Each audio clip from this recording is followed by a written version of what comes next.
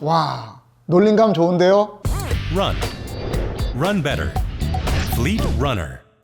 안녕하세요. 달리는 매직 슈피터 플린러너입니다. 반갑습니다. 호카의 탑티어 슈퍼레이싱화 시엘로 X1을 꿰뚫어 보겠습니다. 이 신발은 호카 코리아로부터 지원받았는데요. 하지만 호카 코리아로부터 어떠한 리뷰 지침이나 첨삭을 요구받지 않았습니다. 본 영상의 소감과 견해는 모두 다 제 개인적인 것입니다. 와, 딱 그런 신발이 나왔네요. 제가 말하던 호카의 안정적이며 옵셋 높고 신발창 높은 그런 슈퍼슈즈죠. 10개월 전 얘기인데요. 제가 예전에 로켓 X2를 리뷰했을 때 안정적인 힐프 착지 로켓 X2를 만들었으면 좋겠다고 제 영상에서 피력했는데요. 호카가 진짜로 그런 힐프 착지 러너가 신어도 좋을 탑티어 슈퍼 레이싱화를 출시했네요. 이게 새롭게 출시한 시엘로 X1이고요. 이게 그때 리뷰한 로켓 X2입니다. 옵셋, 그러니까 뒷창과 앞창의 낙차가 로켓 X2는 5mm이고 새롭게 선보인 시엘로 X1은 7mm입니다. 창 높이가 시엘로 X1의 경우 남성화는 뒷창이 39mm이고 앞이 32mm입니다. 호카 신발들은 옵셋이 거의 다 5mm 내외인데요. 시엘로 X1은 호카 신발 중에서 낙차가 큰 편입니다. 아무튼 호카가 제 소원을 들어줘서 너무 고맙네요. 이 신발을 신고 1km를 3분 후반대로 달려봤는데요. 당연히 빨리 달릴 수 있었습니다. 압축 반발력, 전화 흐름, 롤링 다 좋았습니다. 속주성 괜찮습니다. 하지만 저에게 이 신발의 가장 두드러진 특성을 뽑으라면 신발의 안정성인데요. 이건 제 견해입니다만 이 시엘로 X1은 탑티어 슈퍼 레이싱화 중에서 안정성은 으뜸이라고 생각합니다. 이 신발은 세 가지 테크놀로지로 안정성을 실현시키는데요. 그 첫 번째가 이중 밀도의 폼 구조입니다. 밀도가 다른 페바 폼을 카본 플레이트를 사이에 두고 위아래로 겹쳐서 사용하는데요. 아래 폼이 상대적으로 더 단단하고 위 폼은 상대적으로 더 부드럽습니다. 안정적인 폼 구조입니다. 둘째로 카본 플레이트의 모양인데요. 카본 플레이트 안팎으로 측면 날개가 달려있는 형태입니다. 이 또한 안정성을 보태는 한 요소입니다. 마지막으로 이 신발은 아치를 받쳐주는 구조인데요. 땅을 딛는 발이 과하게 안쪽으로 쏠리지 않도록 아치를 적절히 받쳐줍니다. 그렇다고 아치가 베기거나 거슬리는 느낌은 없었는데요. 발이 지면에 전체적으로 서는 단계에서 중심을 잘 잡아줍니다. 호카 신발들의 한 특징인 이 아치 지지 구조가 이 신발의 안정성을 완성하는 데도 결정적으로 작용했네요. 아무튼 이 신발의 안정성은 좋습니다. 신발을 좀 더 분석해 보겠습니다. 아웃솔은 이렇게 닳기 쉬운 부위에 고무를 전략적으로 배치했네요. 무게를 줄이려는 시도 같고요. 접지력은 괜찮았습니다. 이 앞은 멀쩡한데요. 착지 부위는 벌써 얼마 안 신었는데 다른 흔적이 보이네요. 이 신발의 거창의 내구성은 더 신어봐야 알 것 같습니다. 미드솔은 탄력적인 페바폼으로 모양을 보면 아랫폼은 D가 두툼하고 앞으로 갈수록 얇아집니다.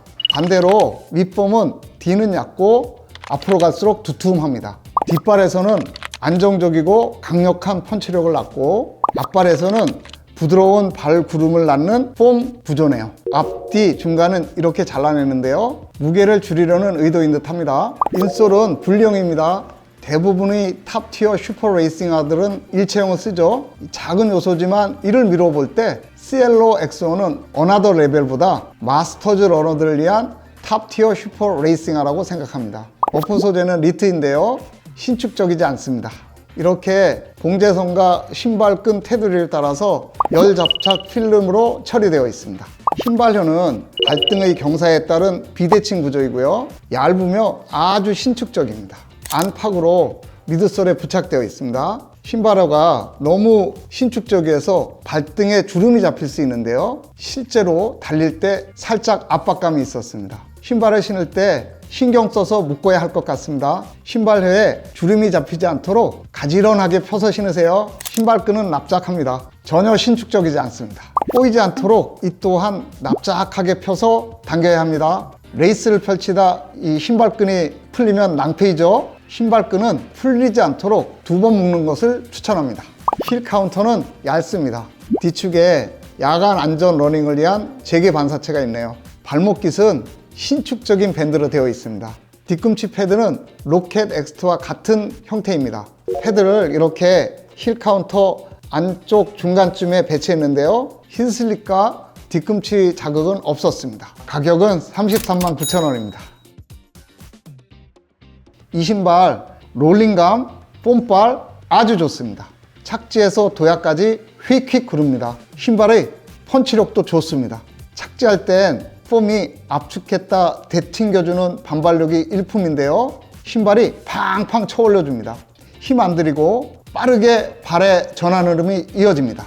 빨리 달리다 잠시 숨 고르기를 위해서 페이스를 살짝 낮추면 어떤 신발은 달리는 페이스를 유지하기 위해서 힘을 쓰게 하는데요. 이 신발은 그렇게 몸과 마음을 긴장시키지 않는 듯 합니다. 좀 과장입니다만 페이스를 낮추면 신발이 저절로 굴러서 낮춘 페이스에 안주하게 하는데요. 힘 들이지 않아도 전진하게 합니다. 안간힘을 쓰라고 신발이 자극하지 않습니다. 이건 신발발이 그만큼 좋다는 의미인데요. 풀코스를 뛸 때 후반에 힘이 좀 붙이면 신발발을 제대로 받을 수 있을 것 같다는 생각이 들었습니다. 이 신발을 신고 빠른 달리기 리듬을 찾는데 적응기가 좀 필요했는데요. 이 신발의 중량감이나 롤링, 안정적인 질주감에 익숙해지는데 시간이 좀 걸렸습니다. 신발이 발과 몸에 익으니 2번째 달리기부터는 이 신발을 믿고 쭉쭉 내달릴 수 있었는데요. 신발의 질주감은 중후했습니다. 입각기의 착지 압축 반발력과 다음 발로의 전환 흐름은 빨랐습니다. 그런데 왠지 양발의 교차 회전율은 그에 못 미치는 듯 했는데요. 신발의 무게에서 오는 게 아닌가 하는 생각이 들었습니다. 이 신발은 다른 슈퍼 레이싱화들에 비해서 좀 무거운 축에 속하는데요. 무게는 여성화는 219g이고 남성화는 264g입니다.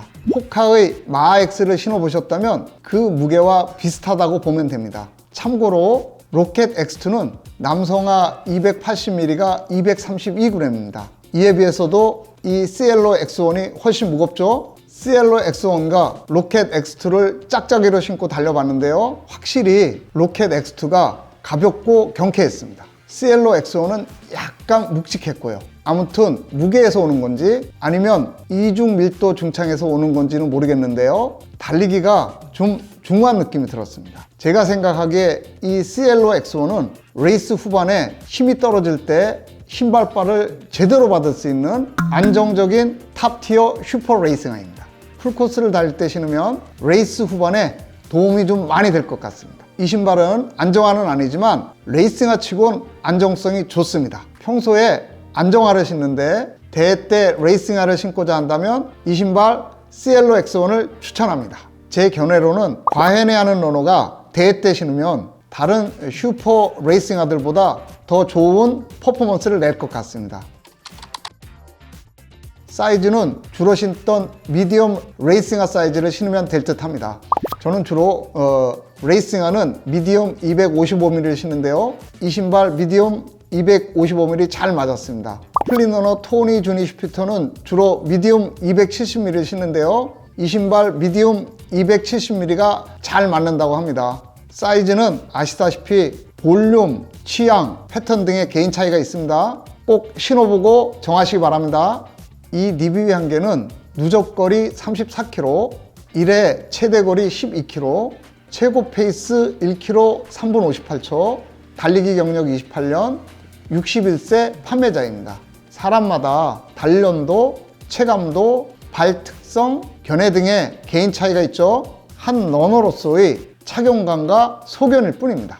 이 영상에는 이 신발을 판매하는 자로서 다분히 저의 주관적인 느낌과 의견, 일방적인 주장이나 편견이 내포되어 있습니다. 가려서 정보를 취하시기 바라며 구매는 여러 리뷰들을 두루 보신 후에 결정하시면 좋을 것 같습니다. 한 참고 영상으로만 봐주시기 바랍니다. 이 영상이 운동 목적과 내 발에 맞는 신발을 찾는 데 도움이 되길 바랍니다. 즐거운 달리기 하세요. 감사합니다. 힘! Run. Run better. Fleet Runner.